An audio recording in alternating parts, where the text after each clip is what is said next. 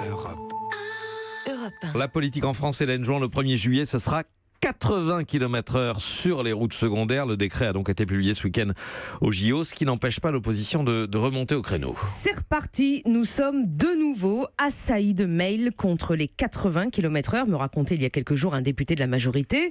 Les électeurs se comportent parfois comme des lobbyistes, ils sont opposés à cette nouvelle limitation de vitesse, ils le disent par voie de sondage, plus directement quand ils le peuvent. Ils y sont d'ailleurs encouragés par nombre d'élus locaux, toutes tendances politiques confondues, qui ont trouvé là matière à doper leur popularité. Mesure ruralicide, peste-t-il. Pas bête, 80 km/h en ville, ça n'existe pas. Mesure de techno-parisien, dénonce-t-il encore.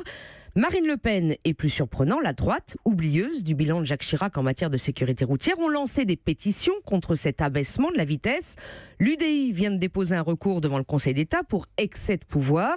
Le groupe LR défendra aujourd'hui à l'Assemblée une proposition de loi pour moduler l'application de ces 80 km/h. Succès d'opinion assuré. Et pourtant, il y a une réalité du nombre de morts sur ces routes secondaires. Oui, une étude menée par la Ligue contre la violence routière avec le concours de Claude Gau, accidentologue incontestable, a permis d'établir des cartes très précises publiées dimanche dans le journal du dimanche. Elle disait une chose toute simple, plus de la moitié des tués sur la route le sont sur des routes secondaires en bon état, droite souvent, à la visibilité correcte.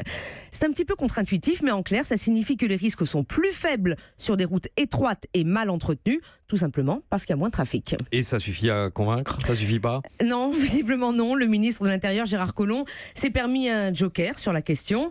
Emmanuel Macron lui-même a un peu tordu le nez avant de laisser faire Édouard Philippe. Un Premier ministre seul, donc, face à la fronde des élus locaux. Curieuse image que donnée par cela. Se réclamer des territoires, c'est bien. Être au plus proche de ses concitoyens, c'est formidable. Mais est-ce vraiment de la grandeur que de complaire à des électeurs qui seront toujours plus nombreux à considérer qu'appuyer sur le champignon est une liberté fondamentale, qu'il n'y a de famille touchée de près par un drame de la route? Ces élus locaux devraient remercier Édouard Philippe. Il assumera seul l'impopularité d'une telle mesure, à moins que dans 2 ans, au moment d'évaluer la mesure, on constate que le nombre de tués sur les routes est baissé de façon significative. Les entendra-t-on autant alors?